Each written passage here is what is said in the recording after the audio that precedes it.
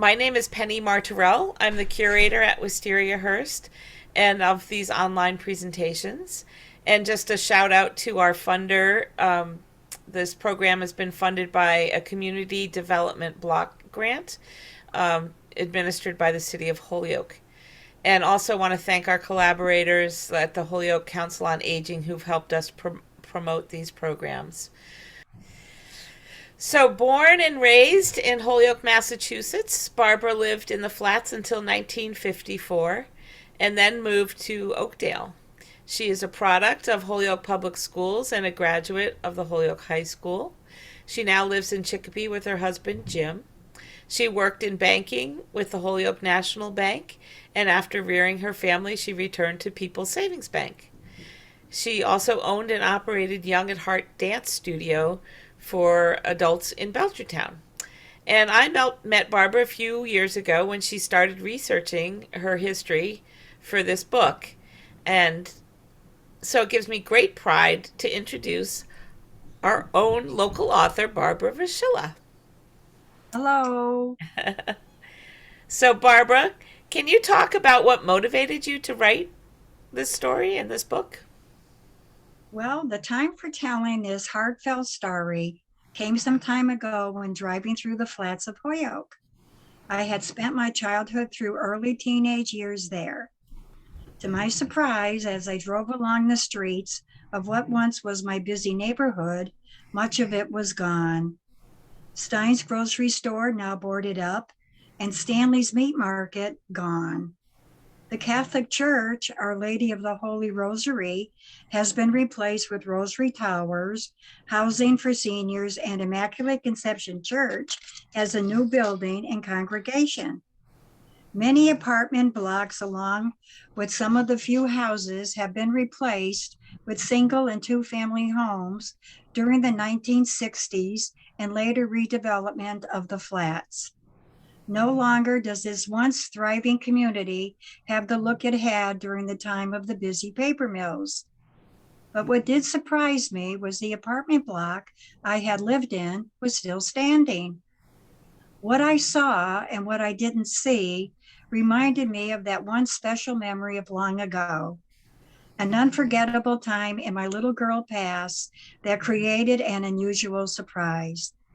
I also remembered how the flats of Holyoke was part of an industrial phenomenon.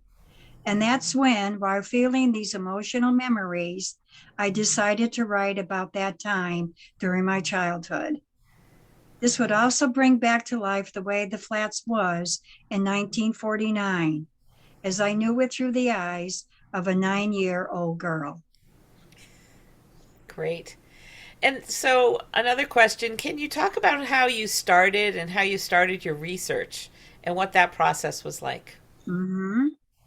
Began with thoughts of a special Christmas day happening in 1949 for my brothers, Alan and Tom, sister Christine, and me, which conjure wonderful memories of that surprising day. That project also found me doing research at both Wisteriahurst Museum with assistance from Penny Martorell and Holyoke Public Library History Room with assistance from Eileen Crosby.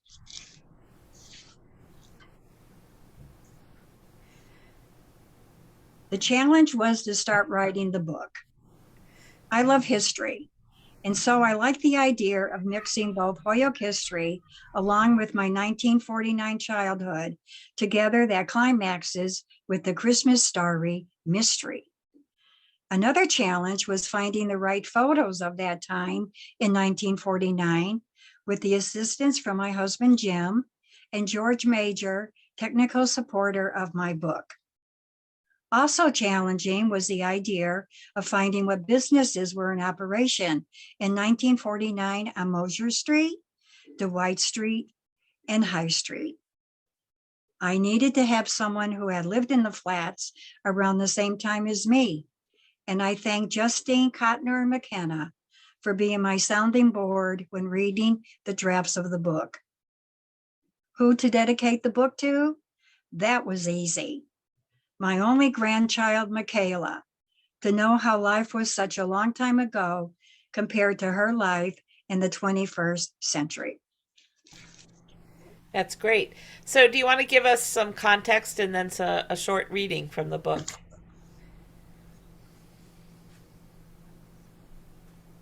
Yes, I do. Christmas season was when school friends began singing Christmas songs, and neighbors and strangers smiled and said hello when passing each other by. Local neighborhood stores were decorated in their colorful finery, and along High Street in Holyoke, the fancier department stores were decorated and even more beautiful to the eye. On the second floor of Steiger's department store, one of the most elaborately decorated stores, children took turns sitting on Santa's lap. He asked them if they had a special toy they wanted for Christmas, and they eagerly told him their wish. It has been a desire of mine to document the month of December 1949 as a singular keepsake story for my only grandchild. A story to tell her of my younger years, a story also sprinkled with some history tidbits of my Milltown, and to describe how daily life then will probably seem to her be like an old antique, completely covered in dust. 1949 is a long time ago compared to the daily life she knows in the 21st century. As she reads the following pages, I hope she'll feel the rhythm and taste the flavor of my childhood days, where she'll be introduced to a long time ago family, and where she'll now understand why what happened then, the mystery, is still a part of our family holiday tradition today. That's great. And how about another reading?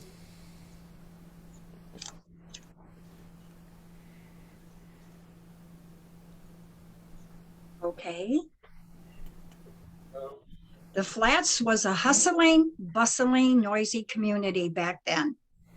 Paper mills producing their wares, the Worthington Pump, a large manufacturing corporation by the First Level Canal, delivery trucks and cars of all sorts, corner grocery stores delivering groceries to customers, busy streets with adults and children talking while walking to work, to school, and to the stores.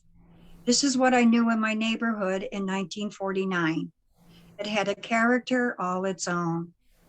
The one day of the week when all this activity came to a stop was Sunday. All neighborhoods in the Flats were quiet on Sunday. High school friend Justine lived in the Flats at 30 Lyman Street and later 78 Mosher Street. Coincidentally, an apartment block at 41 and 43 Mosher Street had the Justine engraved on a cement block in the front.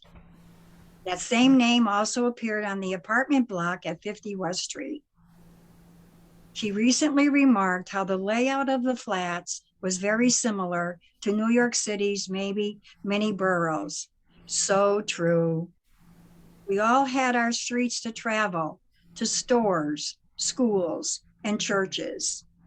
It was our very own cozy, compact, and personal small Milltown borough that contained everything we needed to secure our living within a short walking distance.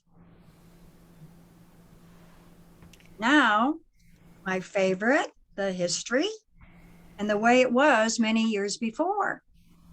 A farmer, Mr. Samuel Ely, owned acres of land, and he was determined not to sell any farmland to those cotton lords, as his father had often called mill owners.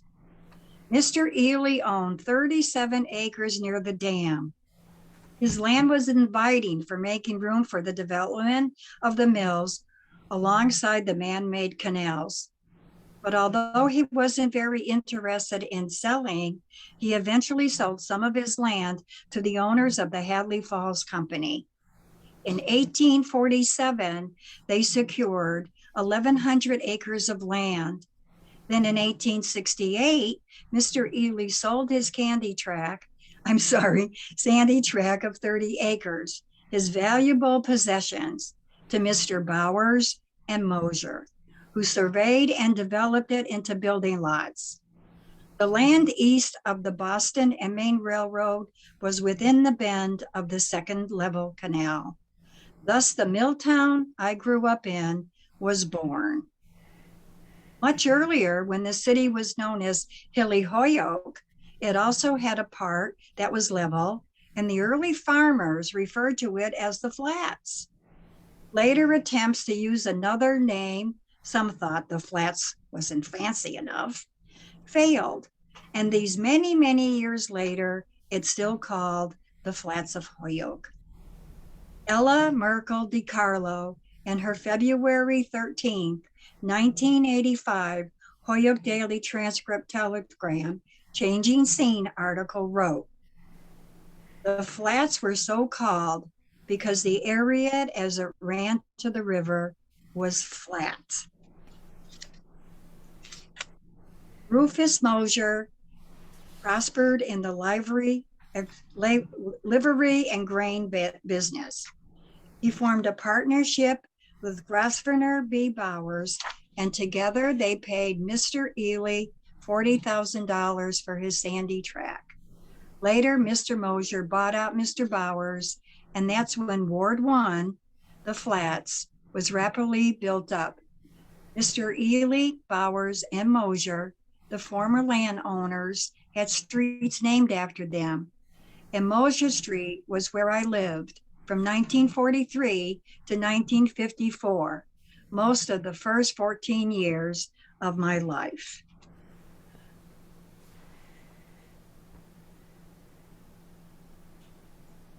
That's great. Do you have any more readings? We're moving right along quickly here. I know I am. Um,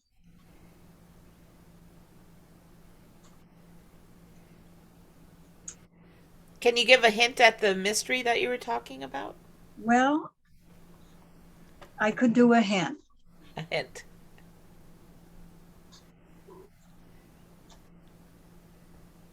That chapter is called The Unexpected. The way I introduced this story was because of an unusual surprise that changed a tradition. Because at that time, my father was only making $12 a week. So my brothers, sister, and I didn't really have an awful lot. However, the four of us looked forward to Christmas very, very much. And our mother did make it very special. So when I say I couldn't wait much longer to see what was inside the stockings, even though the contents were always the same. But to us, they were special treats just this one time a year. Is that that's the hint? I'm going to read the last paragraph of my book. Okay. The film on the movie reel is reaching the end of my childhood, living in the flats long ago. I'm happy I brought those childhood years back through memories and 6 years of research to write about this not to be forgotten Christmas on 89 Mosier Street in 1949. And the book also allowed me to again be with my younger brothers and sister in spirit. Oh, that's lovely. That's Thank lovely. you. And if I may, my thanks to Penny and Brianna for inviting me to talk about my book on Zoom. And I'll also be a part of the museum's winter open house on December 4th and 5th as a vendor selling my book. Thank you very much. Oh. So now we can have questions from the audience and let Barbara shine as the researcher that she is. So I'm hoping that you all have questions for her. If you're not from Holyoke, maybe questions about the history, or if you share some history with Barbara, maybe questions that you have for her about writing the story. Yeah, so we left a good long chunk of period of time here to have questions and discussion about the flats where Barbara grew up and about her book specifically. I do have a bunch of questions prepared, but I want to make sure the audience gets some questions in there before I quiz Barbara.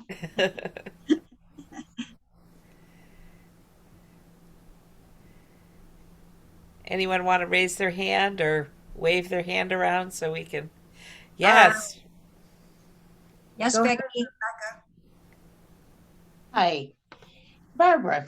Can you point out or share with us one of the important facts that you discovered in your research, something you did not know about the neighborhood or the city or anything about Holyoke that in your research, when you found it, you went, oh, I didn't know that.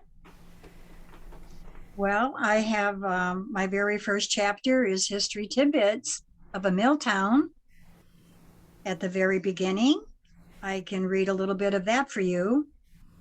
Holyoke, on the banks of the Connecticut River, was formerly a part of Springfield, Massachusetts, called Ireland Parish. It officially became the city of Holyoke when settled in 1745 and was named after the 1660 explorer, Eliza Holyoke, who, along with his partner, Captain Roland Thomas, was attracted by the beauty of this enchanting valley. How's that? Does anyone else have any questions? Brianne, why don't you start? Yeah, okay. So I had a lot of questions for Barbara about writing process specifically. I think that a lot of the folks who are joining us today, well, I guess I can only really speak for myself. But I think that one of the things that your book really puts forth for us is this idea that everybody has a story to tell that's important. Of course, writing is a skill that is built and you have to practice and work at it. But I guess my question for you is what is some advice that you would give other people in the audience about recording their own stories, their own past, or writing personal memoir type books or pieces? Let's see. Maybe an event. Like with me, it was driving through the flats that day. And that kind of, like I said, conjured up a lot of memories because my childhood neighborhood was totally gone. It made me think about my family at that time. My father worked at the Valley Paper Mill, making $12 a week. My mother having 4 children, being a housewife. It just seemed at that, yet what was going on down in the flats was always so busy, busy, busy. And I just felt that I wanted to bring it back to life. And as I said earlier, because I love history, I wanted to get all the facts. I wanted the way Holyoke started, right from the very beginning, and then just take it all the way through, like a wave. Just taking it through on a wave. I hope that was helpful. Yeah. I think you have to have a strong feeling of something you would like to say. I had heard and read that you should write about something you know about and what you're familiar with. I think what the challenging part for me, my memories were all there, was the history that I wanted to provide. And again, I thank Penny for all her assistance. Going to the museum like I did with my book and my pen and writing it all down, and also the history room in the public library. There is so much available to tell you about the city. That's my question for you, Barbara. You came in with a notebook. And you had all these notes. Like, how did you keep track of, like, did you go back when you went to do research, take all the notes and then go back and then put it in? How did you organize all of that information? It must have taken I many know. drafts. Well, first off, I wanted to keep track of where I was and the dates. Like when going to see you, I would put the date that I was there and the year and what I wanted, the information. And then I was able to, like a puzzle in a way, piece it here and there so that I wouldn't interrupt my story altogether, but also put the history here and there. And so I was keeping track because as I was going along and remembering my neighborhood, I found the church, the Rosary Church.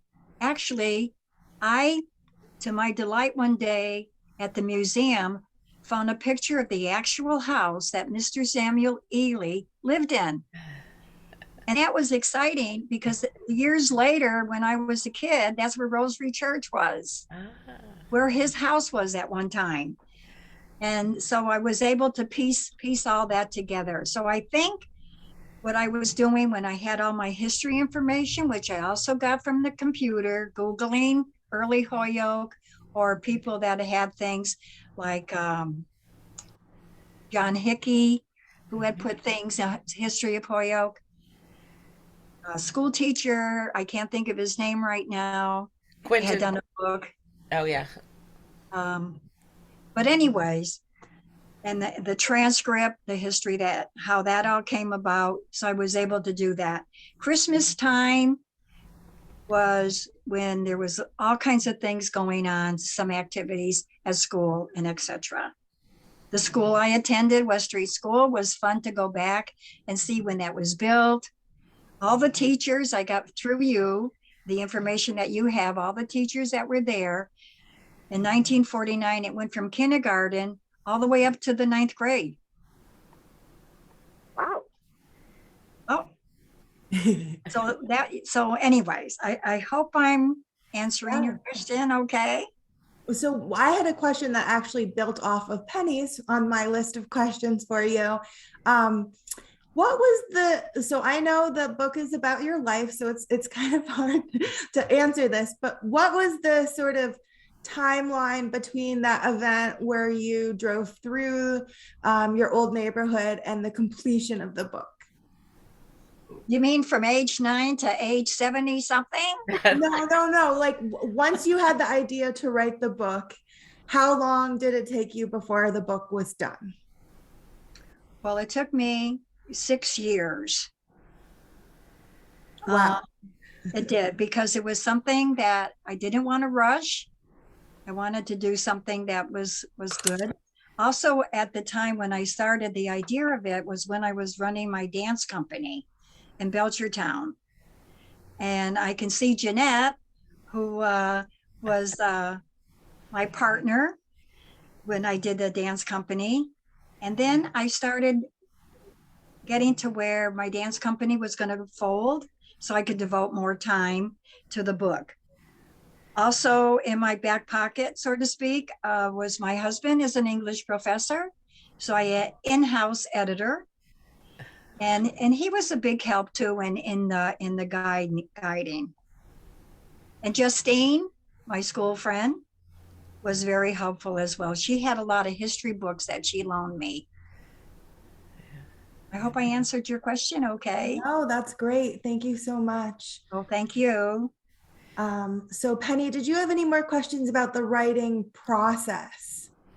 No, I'm always interested in like how people organize their thoughts. And that's an archivist for you, right? Well, I think I have to say I have a real good memory. I had a lot of people who had read the book say, "How did you remember all that?" Yeah. And because I can see it, I just have that gift. Yeah. And because I could see us little at the time, and the apartment that we lived in, I could see it. So from memory, I could write all about it, describing the entire apartment that we lived in. The book also has many, many pictures that I was able to get through the museum and also the library and online.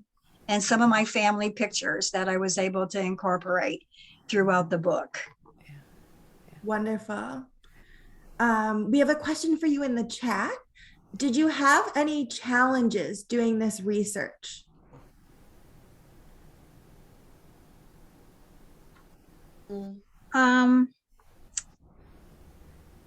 I think trying to find something I wanted in the book. And I couldn't find a picture of it, because I did find pictures of years back in Holyoke that people had taken. And in my book, there's an apartment block near the library. It's called the Barlow. And my great aunt Bert lived there. And I lived down the flats. This was higher up in Holyoke now, above High Street, near the library. And it had a nice little entryway to it. There was a gate, a fence, there were nice bushes, a fancy door, and it was a brick building. And for me to see it at age 9, it was like, wow, because we didn't have anything like that down the flats. I wanted to find an original picture of it that included the fence, the gate, and all that, the frontage of it, without, and I wouldn't give up. I kept trying, and I couldn't find it. So what I did, I didn't want to give up on the idea of putting that in the book. I went to my daughter, Leslie, and I asked her if she wouldn't mind drawing it for me. I told her what it looked like, and that is also in the book. So I thank Leslie for completing that. So that was one of my real challenges. There's some information about Mr. Barlow in the book as well. Oh, that's so wonderful. I'm glad that your daughter was able to include that in the book for you. Thank you.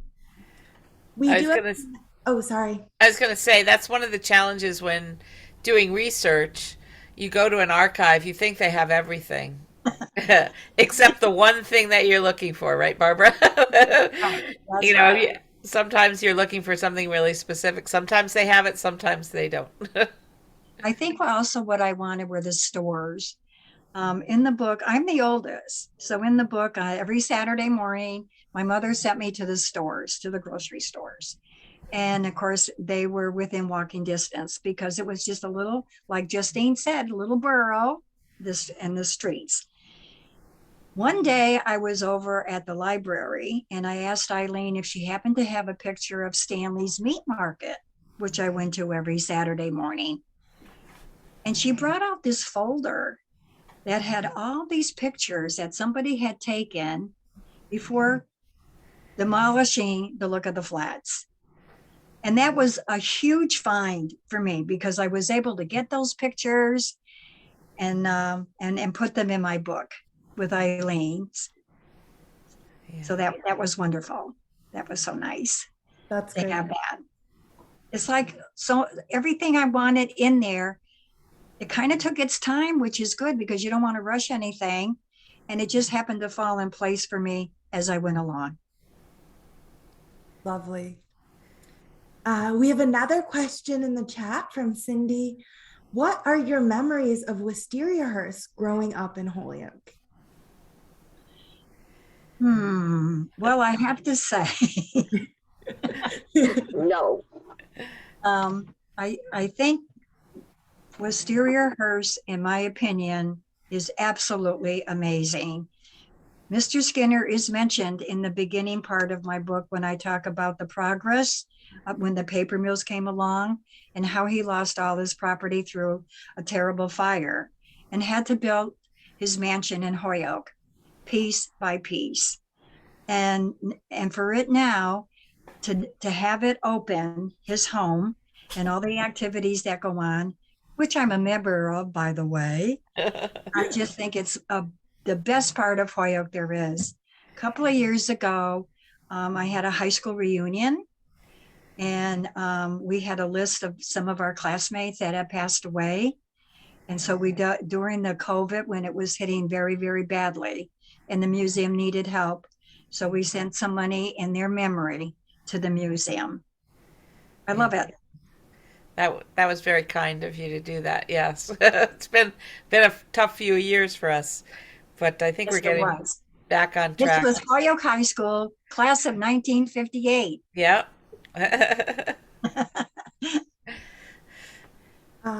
I have some more questions, but I don't want to talk over everyone in the audience. I want to make sure I give everyone who's here some time to ask Barbara questions. I can't see all of you, but if any of you have a question, feel free to chime in, or I'm gonna take all of Barbara's time here. All right, it's me again. What was your favorite part of the book to write? My favorite part?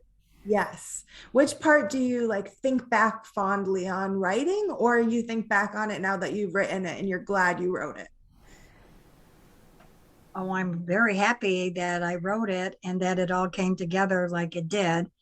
Again, because of having an in-house editor with my husband. And it's just wonderful that the things happen that are unexpected. Like we spend our summers at Lake Winnipesaukee in New Hampshire, and I was working on my book. And one day I was having a problem with my computer, and Jim wasn't home, so I called George Major, who knows what he's doing with a computer. Well, he came down and he helped me, and he read a little bit of what I was doing, and he said, I'd like to be part of this project. Oh. So he became the technical part for me, and he just did so much. And he also helped in locating pictures of that time that we could put in the book. So that was another one. And then I just had people that came along that were supportive of the book. I was very grateful. That's great. Thank you so much. Oh, I didn't get to my favorite part of the book. Yes. Sorry. I have to say the last chapter is the favorite part, because that explains that little mystery I tucked in there. And to close it the way I did. My brother Alan passed away in 1995. And so to have the four of us on Christmas Day again, and what my mother did for us for Christmas at that time, I would say that's the favorite. Awesome. Thank you. You're welcome. I have a question for you, Barbara. Had you written anything before? Like, were you a writer when you were in high school, or have you always kept journals or things like that? I was not a writer in high school or kept journals. However, years back at my church, I was running a Sunday school, and I started a Sunday school newspaper. And I found myself jotting down things, little stories for the children. And then I did something, my children, Leslie and Tony, writing little poems and stories for them. And it just seemed to kind of grew, not right away, but I kept at it for a few years. And then other things came along, like going back to work at the bank and then running my dance company.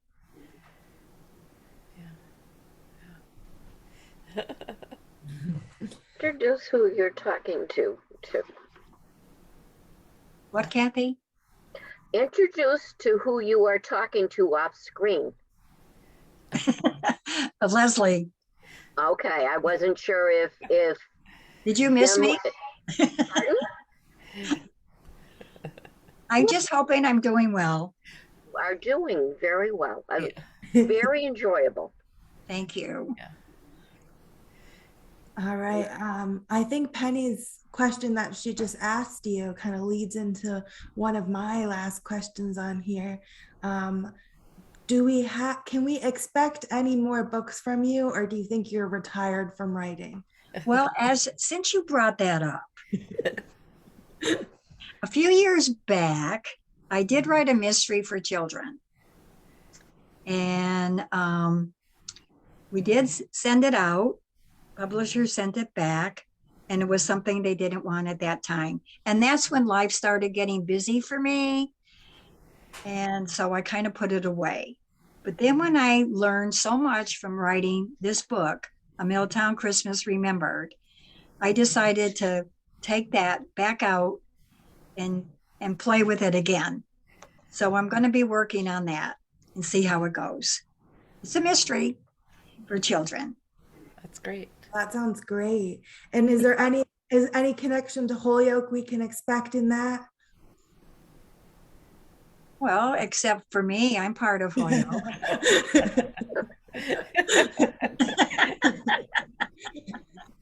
I think we're sold. We'll get a copy as soon as it comes.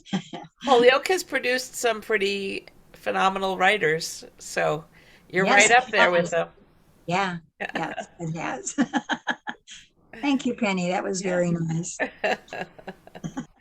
So I had another question about getting your book published. So you self-published this, correct? I did. Off the Book Commons in Amherst, Mass. Do that publishing. And so we decided that we would take my book there. I found that when people had read it before we really let it get out there, really liked it a lot. And my husband complimented me by saying, the way I wrote the book was like two stories within the book. Some history of Holyoke that like weaving it through, and the memory of that special Christmas in 1949. So he encouraged me to self-publish it. And Mr. Craven, the Highland Hardware in Holyoke, we got it last October, not a lot of time to really get it out there. But we did go to him because Justine, again, said that he's interested in Holyoke. And he actually bought a few books and he sold them. And he's already bought 12 already for this year. That's great. Mm-hmm. So my mother read the book when you gave a copy to the museum, and she's in her 90s, but she really enjoyed it. So she did not grow up in Holyoke, but she recognized the era that you wrote about. And she really enjoyed it because she said a lot of the things that you were experiencing that you wrote, she did too, where she grew up. So it really captured the history and the time frame, the way that things were back then, that she, universally related to. So that's the wonderful part about that. I think a lot of people will appreciate that. I think things today have changed so much. Our entertainment, children, we don't see children playing outside. And I just went back to where I was always outdoors. I was not one to stay in. And we just had so much fun with all the seasons and everything. And I did a lot more outdoors with my brother Tom. And we went hiking, ice skating. We did a lot of things. It's such change today compared to when I was a kid. And I just thought that alone would be nice to bring back, the games that we played, what we did in school. I even had the hours of my class in fourth grade, and et cetera, et cetera. So actually that was a lot of fun to do that, to put that in there. Yeah. All my memories. Actually, those are the kind of things that researchers are always looking for, the personal memories, the day-to-day things, the things that you take for granted, but when that time frame is gone, we don't remember them. So to have that kind of encapsulated in a book like this is really a precious thing to share. Thank you, Penny. Thank you. So last chance for questions. Anyone else? Yeah, I do. Barbara is my cousin, but the history of the area has intrigued both of my kids to look up the history of Holyoke. my daughter was asking, what do you mean by the flats? Well, I always thought it was because it was around the mills, not realizing that the true reason. Haven't gotten all of the books, got all through the book yet, Barbara. The youngest granddaughter likes to play with my books, so I don't know where it is, but it is in the house. That's all I can say. So, but it was really nice for what I did get into it. Oh, thank you, Kathy. And bringing up the mills, that was amazing how that all started, how the canals came to be.